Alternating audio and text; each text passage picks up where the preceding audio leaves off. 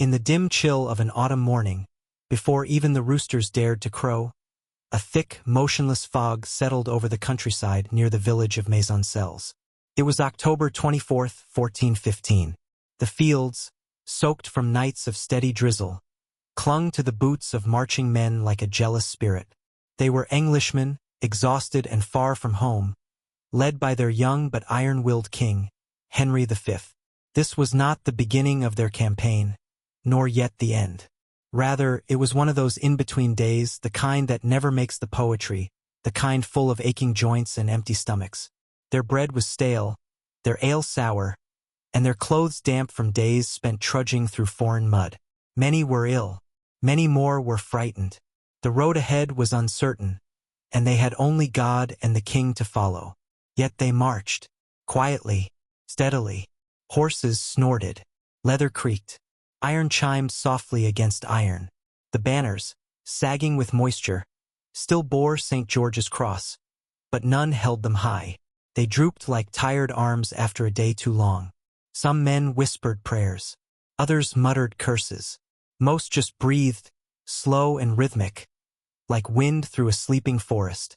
They did not know it yet, but within 48 hours, they would be remembered forever. And so they walked on, beneath the drooping sky, in a canvas tent the color of old parchment. King Henry V sat upon a simple wooden stool, hunched forward with fingers pressed together like a village priest deep in thought. The night had passed without rest. He had not taken his armor off save for the helm. His sword lay across his knees, not as a weapon, but as a burden.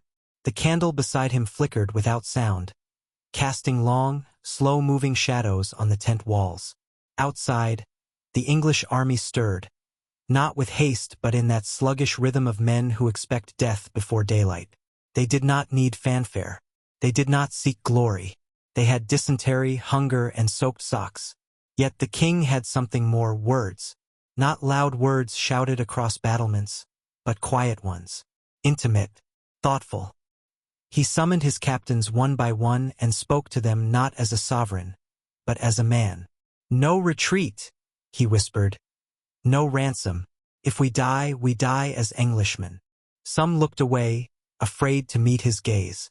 Others nodded in silence, understanding that this battle would not be about tactics or bloodlines or French fields. It would be about endurance. The kind of slow-burning endurance that sleeps inside farmers and bowmen. The kind passed down in damp cottages where rain patters endlessly on wooden roofs. The king stood and stepped outside, into the rising mist. The men watched him, not with cheer, but with a still, heavy reverence. Here was their shepherd, their anchor, their hope in a land not their own. They came from Devon, from York, from the quiet lanes of Kent. They were not lords, nor heirs to ancient names. They were archers, freemen, peasants, and craftsmen, whose backs bore more scars from plowshares than from swords. Their fingers were roughened, their shoulders knotted from years of drawing the longbow. To them, the bow was not a weapon. It was a part of the body, like a limb carved by habit and need. That morning, as dew clung to every blade of grass, they stood silently in rows, their faces pale but calm. They checked their bowstrings with the devotion of monks tending to parchment. Some whispered small prayers to Saint Sebastian. Others only breathed steadily through their nostrils, eyes fixed on the gray horizon. They had 6 arrows in their belts, but many kept extras hidden in their boots or tied in small bundles under their cloaks. The longbow was their gift to war. Taller than most men and carved of yew, it could pierce armor at over 200 yards. But what mattered now was not the range. It was the number. Thousands of arrows, launched not in rage, but in rhythm. A cold, silent rhythm, like rain on stone. The archers did not boast. They did not shout. They waited. And in that stillness they became something more than men. They became a forest rooted and ready.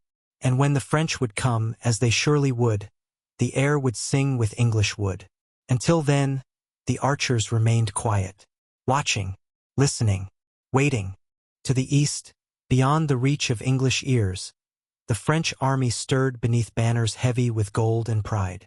They were not like the English, threadbare and lean. No, the French were a display of richness. Silk-lined tents, crested helmets polished to a mirror's gleam, horses bred from noble stables and fed on oats rather than foraged grass. The men-at-arms wore plate armor forged with care, not hastily strapped together in foreign mud. There were dukes, counts, chevaliers of names stretching back to Charlemagne. They spoke in slow, confident tones and drank warm wine under shaded awnings. Some jested about ransoms. Others made quiet wagers. Many had brought shackles for prisoners they had not yet taken. The path ahead seemed too narrow for retreat and too short for loss. And yet, there was unease. It had rained for days. The fields ahead were soft, too soft. Their horses would not gallop. Their advance would not be swift. Still, the code of chivalry whispered in their ears. The English were outnumbered, diseased, and desperate. A proper knight could not turn from such an opportunity. And so they prepared. Trumpets blew, not in alarm but in custom. Lances were raised to the early light, and prayers were said in ornate chapels built upon wagons. The French were a vision of power, of color, of ceremony. But beneath the painted shields and flowing capes, there were hearts, and hearts do not always heed numbers or nobility. In the distance, they knew the English waited, quiet, outnumbered, but still there. The night before the battle was not filled with drums or clashing swords, but with mud. Thick, cold, unforgiving mud. The kind that clings to a man's boot and sole. It soaked through woolen socks, chilled fingertips, and made every movement a little slower, a little heavier. The men on both sides slept lightly, if they slept at all. On the English side, they lay huddled together under cloaks made for summer. The firewood was damp, and the flames hissed more than they danced. Some whispered prayers, others stared upward, hoping for a break in the clouds. But the sky was a blanket of gray. No stars. No moon. Just the echo of breathing. Soft, slow, endless. King Henry walked the camp in silence. No fanfare. No proclamations. Just a nod here, a hand on a shoulder there. He said little, but he was seen, and in that act alone men felt steadier. They sat upright after he passed, straightened their backs. Not out of pride, but out of duty. Across the fields, the French prepared in their own way. Tents with feather pillows, hot food, and servants brushing horses long into the night. But even there, beneath velvet and silver, the unease was growing. The ground was too soft, the English too still, but there was no turning back. Not now, not with the eyes of history so near. And so the world turned slowly, the air damp with tension, and the battlefield waited like a stage behind a curtain not yet drawn. Morning did not come with brightness, but with a dull, heavy sigh. The sky remained low, sagging under clouds the color of old pewter. A weak sun attempted to press through the haze, but could do little more than cast a tired glow over the fields near Agincourt. The land itself, saturated from days of rain, was a mire, churned and uncertain beneath every step. The English stood early, not with the discipline of parade, but with the weary calm of men who had already accepted the shape of the day. They ate what little remained, crusts of bread, bits of dried meat, and whatever courage they could chew. They arranged themselves in lines, bowmen to the flanks, men-at-arms in the center, behind a row of sharpened stakes driven into the ground the night before. These stakes, simple as they were, would prove sharper than any sword. King Henry donned his full armor, every piece heavy with prayer. Upon his head, a crown of gold circled his bassinet, not for glory, but for resolve. He moved among the ranks on foot, not on horseback, speaking softly to the men. "If it be a sin to covet honor," he said with a tired smile, "I am the most offending soul alive." They laughed, not because it was funny, but because laughter was easier than fear. To the east, the French stirred in slow, shimmering waves. Thousands upon thousands of them, brilliant to look at, terrible to consider. Their armor reflected the dull sky like water, and their banners moved lazily in the weak wind. Two armies, one field, and between them, a stretch of mud that would decide the shape of legends. For a moment, A long, unnatural moment, the world stood still. Both armies faced one another across the shallow valley like reflections in a tarnished mirror. Neither moved, neither spoke. Even the wind seemed to hold its breath. Time stretched, quiet and uncomfortable, like the moment just before a church bell tolls.